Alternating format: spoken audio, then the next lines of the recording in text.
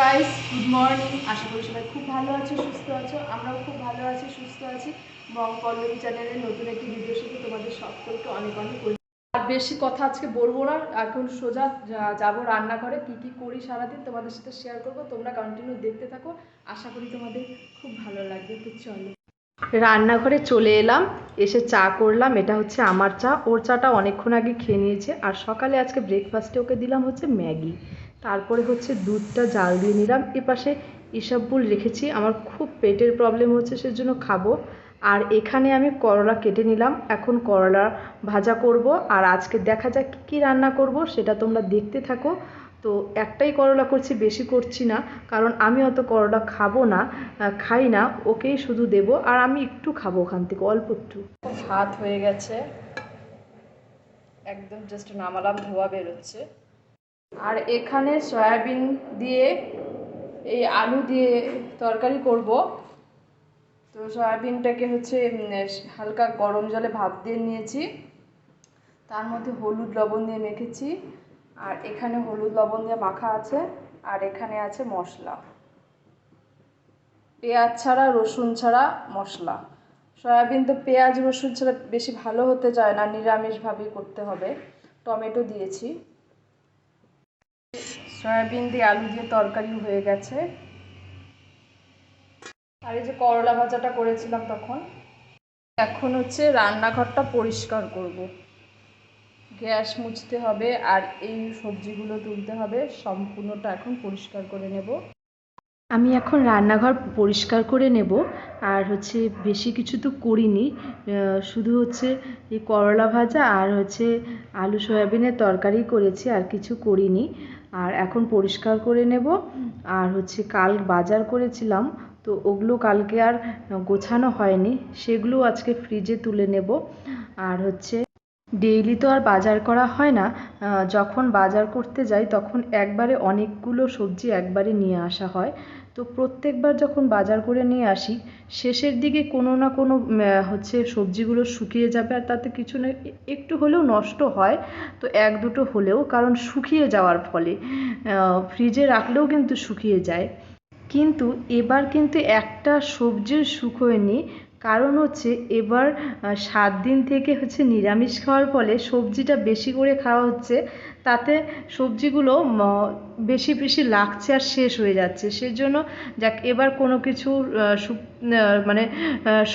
মানে শুকোবে কি তার আগেই আমি শেষ করে ফেলেছি। আর বন্ধুরা, তোমাদের কিছু কথা আমি বলবো। যারা আমাকে চ্যালেঞ্জ ভিডিওর কথা বলছো, যারা আমার অনেক ভিডিওর মধ্যে চ্যালেঞ্জ ভিডিও করার কথা বলছো, তাদেরকে আমি কিছু কথা বলবো এখন। তোমরা যারা আমাকে রিকোয়েস্ট করছো স্নেজিং চ্যালেঞ্জ, নোজ পুলিং চ্যালেঞ্জ, তারপরে হচ্ছে কি রুমাল নিয়ে শাড়ি পরে পাশে রাখার জন্য এই ধরনের আরও কি কি ভিডিও, তো আরও হচ্ছে কি কফ টপ চ্যালেঞ্জ, বাপরে বাপ, অনেক কিছু অনেক ধরনের চ্যালেঞ্জ আমাকে করেছো, যেগুলো চ্যালেঞ্জ মানে একদম জঘন্য চ্যালেঞ্জ এগুলো। তো তার মধ্যে আমি স্নিজিং চ্যালেঞ্জটা তোমাদের অনেক রিকোয়েস্টের ফলে অনেক দিন আগে করেছিলাম। নোজ পুলিংও 1-2 বার করেছিলাম, ঠিক আছে। তো আমি তো জানতাম না যে এই ধরনের ভিডিও করা একদম ঠিক না, সেজন্য আমি করেছিলাম, না জেনেই আমি করে ফেলেছিলাম। তো আমি লাইভে এসে অনেক কিছু শিখেছি, অনেকে আমাকে হেল্প করেছে, সত্যি তাদেরকে অনেক অনেক থ্যাংক ইউ, অনেক অনেক কি বলবো আর। তো আমি বলছি, তো এই ধরনের ভিডিও আমি কোনোদিনও আর করব না। এই চ্যালেঞ্জ, এই ধরনের চ্যালেঞ্জগুলো, এই স্নিজিং চ্যালেঞ্জ, তারপরে হচ্ছে নোজ পুলিং, আরও যেগুলো আছে কফ টপ, মানে আরও আছে, এগুলো তো আর কোনোদিনও করিনি, তো আর করবো না। আর যারা আমাকে বলেছো তাদেরকে আমি বলছি, এই ধরনের চ্যালেঞ্জ করার ভিডিও আমাকে বলো না, আমি করতে পারবো না। হ্যাঁ, নোজ পিয়ার্সিং যেটা করি সেটা খারাপ না, সেটা নর্মালি, এটা কোনো খারাপ ভিডিও না। কিন্তু এই যে এগুলো যে করেছি মানে স্নিজিং যেগুলো করেছি, এগুলো ভিডিও টিডিও এগুলো একদমই উচিত না। কারণ আমি জানতে চেয়েছিলাম তাদের কাছে যে কী জন্য ভালো না, বলে এগুলো সব বাইরের থেকে করে, বাইরের থেকে কমেন্ট করে নাকি। আর ওদের এক একজনের এক এক জিনিসের প্রতি ইন্টারেস্ট থাকে, তার জন্য ওরা এই ধরনের রিকোয়েস্ট নাকি করে, জানি না কিসের জন্য, আরও জঘন্য জঘন্য ব্যাপার। তো আমি এই ধরনের ভিডিও করব না। তো তোমরা প্লিজ আমাকে এই ধরনের ভিডিও করার জন্য রিকোয়েস্ট করো না। এই ধরনের চ্যালেঞ্জ ভিডিও আমি কোনোদিনও করবো না। যা আনবো এই ব্লগ করবো ডেইলি এরকম ভদ্রমতো, আর হচ্ছে আমি মেকআপ ভিডিও যেরকম পারবো, ঘুরতে যাব, ট্রাভেলিং ভিডিও এই টাইপেরই করব। এই নোংরা ধরনের এই ভিডিও আমি কোনোদিনও করব না। যেটা করেছি সেটা না জেনে করেছি। তো এটাই তোমাদেরকে বললাম, তোমরা এই ধরনের রিকোয়েস্ট করো না, ঠিক আছে? তো আমার এটাই বলার ছিল।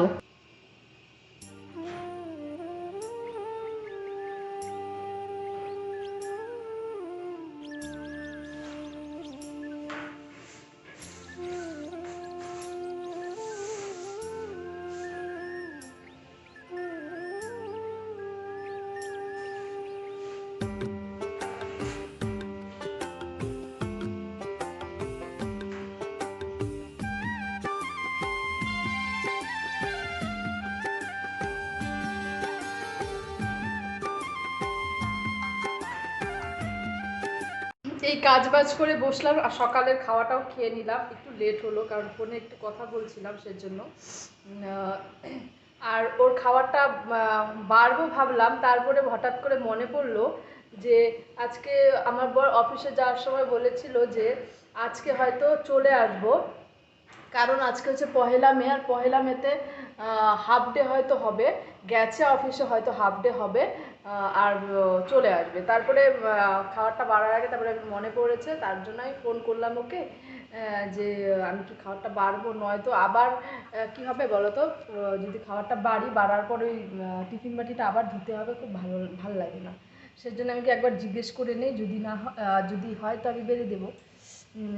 তারপরে হচ্ছে ওকে কল করলাম, ও বলল যে না আমি চলে আসবো হয়তো একটু লেটে, কিন্তু চলে আসবে। কিন্তু উঠেছি হচ্ছে ভোর 5টার সময় উঠে পুজো দিয়েছিলাম। আর হচ্ছে শেয়ার করেছি তোমাদের সাথে একটু লেট করে, কারণ ভোরবেলায় তখন আর করিনি, তখন পুজো টুজো দিয়ে আবার গিয়ে ঘুমিয়ে গেছিলাম, তারপরে উঠে তোমাদের সাথে শেয়ার করেছি। আর হচ্ছে সকালবেলা উঠে না স্নান করে যে মাথাটা পুরো ভিজাই না, আর পরে আমি মাথাটা শ্যাম্পু করেছিলাম। মানে সকালবেলা এত ঠান্ডা থাকে, যদি আমি মাথার মধ্যে পুরো জল ঢালি শ্যাম্পু করি তাহলে আমার ঠান্ডা লেগে যাবে। কিন্তু নিয়ম আছে যে হচ্ছে সামনেটা একটু ভিজিয়ে নিলেই নাকি অনেক সময় হয়ে যায়, শরীর যদি একটু খারাপ থাকে। তো কিছুদিন থেকে এমনি ঠান্ডা ভাব একটা ওয়েদারটা আছেই এখানে। আর ভোরবেলার দিকে ভীষণ ঠান্ডা থাকে, আর 5টার দিকে তোমরা জানোই পুরো অন্ধকার থাকে আর পুরো ঠান্ডা একটা থাকে। ওই দিকে এখন কেমন ওয়েদার আমি জানি না, কিন্তু এখানে সকালবেলা সেদিন তো তোমরা দেখতেই পারলে যে না, আগের ভিডিওটার মধ্যে যে পুরো কুয়াশা পড়ে গেছিলো, একদম মানে দেখা যাচ্ছিল না। আর ভাবতেই পারো তাহলে হচ্ছে ঠান্ডাটা কতটা। তো আর কুয়াশাটা পড়ছে না দুদিন থেকে, কিন্তু ঠান্ডাটা আছে। সেই জন্য আমি মাথা সকালবেলা শ্যাম্পু করি না, পরে করে নিয়েছি। আর এমনি পুজোর দেওয়ার সময় আমি সামনেটা একটু ভিজিয়ে নিয়েছিলাম। কনে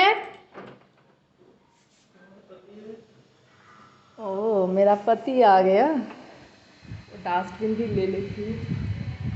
কোথায় ভিডিও বানালাম তো লিপস্টিকটা মনে পড়ে গেছে। আমার বর চলে এলো আজকে 1 মে, সের জন্য। কি গো কি লাগে হাই বলে দাও তো একটু সবাইকে।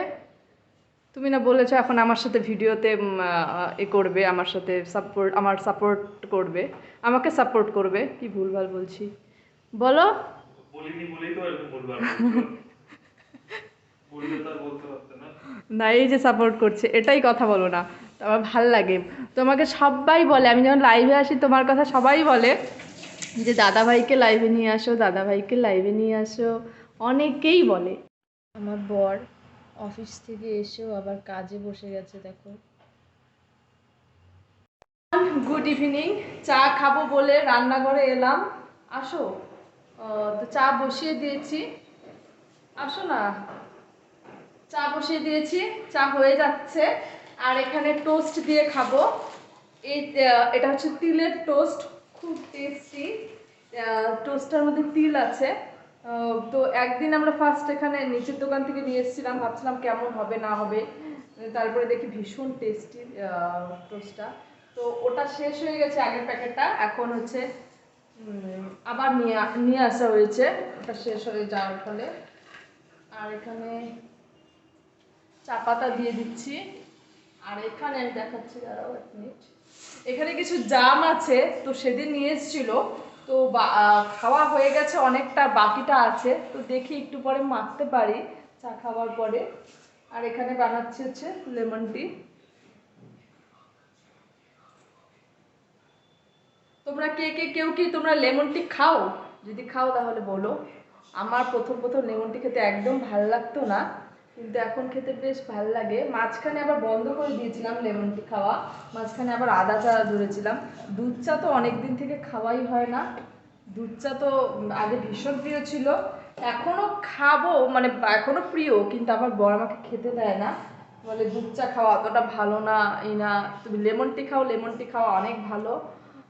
তো এর জন্য আর বিয়ের পর থেকে দুধ চা খাওয়াটা বন্ধই করে দিয়েছি।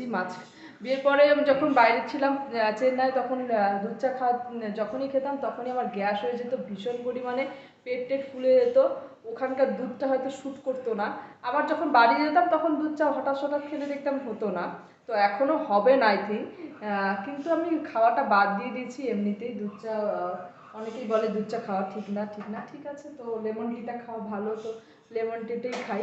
তো চলো আমি লেবুটা চিপে নিচ্ছি, চিপে নিয়ে ওকে গিয়ে চাটা দেবো। রান্নাঘরে চলে এলাম, ভাত বসাবো, আর হচ্ছে দুপুরের সবজি আছে সয়াবিন। আর ভাত বসাতে এসে দেখি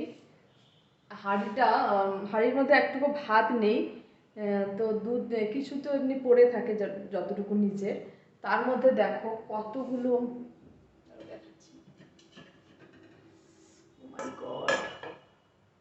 তোমাদের ব্যাক ক্যামেরা দিয়ে দেখাচ্ছি, বুঝবে।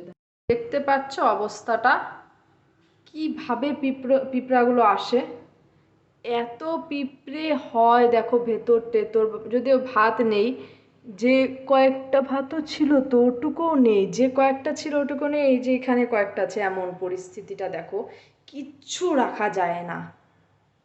শুধু ভাতটাই বানাবো, আর হচ্ছে দুপুরের যে সয়াবিনের দিয়ে আলু দিয়ে তরকারিটা আছে ওটা গরম করব। আর ও বললো মিষ্টি কুমড়োর চপ খাবে, তো ওটা বানাবো এখন। সরি, মিষ্টি কুমড়োর হচ্ছে চপ না, মিষ্টি কুমড়োর পকোড়া। আর এখনও বলছে মিষ্টি কুমড়োর খাবে না, ও বলছে হচ্ছে বেগুনের খাবে, তো বেগুন বানাবো, বেগুনের চপ বানাবো। তাই তো, বেগুনের চপ তো, বেগুনের পকোড়া, হ্যাঁ বেগুনি বেগুনি, তো একই ব্যাপার, চপও বলে মনে হয়, কারণ আমাদের ওখানে বিক্রি করতো বেগুনের চপ, আরও কিসের কিসের চপ বানাতো, ওগুলো চপগুলো মনে একটু আলাদা হয়, এগুলো একটু লম্বা টাইপের, এটা আলুর চপ হয়, হ্যাঁ। ও আচ্ছা, তো হচ্ছে পকোড়াই বলে হয়তো। তো ওটা বানাবো এখন। দেখো বেগুনের চপ বানাচ্ছি, এখানে বেগুনটা হচ্ছে গোল, সেজন্য গোল গোল করে কাটা হয়েছে, আর এখানে কিছু হয়েছে। আর হাঁড়ির উপরে রেখেছি কারণ হচ্ছে পকোড়াগুলো গরম থাকবে। আমি না অত একটা ভালো বানাতে পারি না সত্যি, এখানে একদম সব মানে ঘেটে গেছে মনে হচ্ছে, পরে আবার রাখার পরে ঠিক হয়ে যায়। তো আমি অত ভালো পারি না এটা বানাতে, তো মনে হচ্ছে খারাপ হবে না। দেখো হয়ে গেছে, আর কড়াইয়ের মধ্যে অল্প একটু আছে, শেষ। তো এখন আমরা খেয়ে নেব। আর চলো আজকের ব্লগটা এখানেই এন্ড করছি। এখন বাজে হচ্ছে রাত 10টা। এখন পকোড়াটা যেহেতু ঠান্ডা হয়ে যাবে, এখনই খেয়ে নিতে হবে। তো সবাইকে টাটা, গুড নাইট।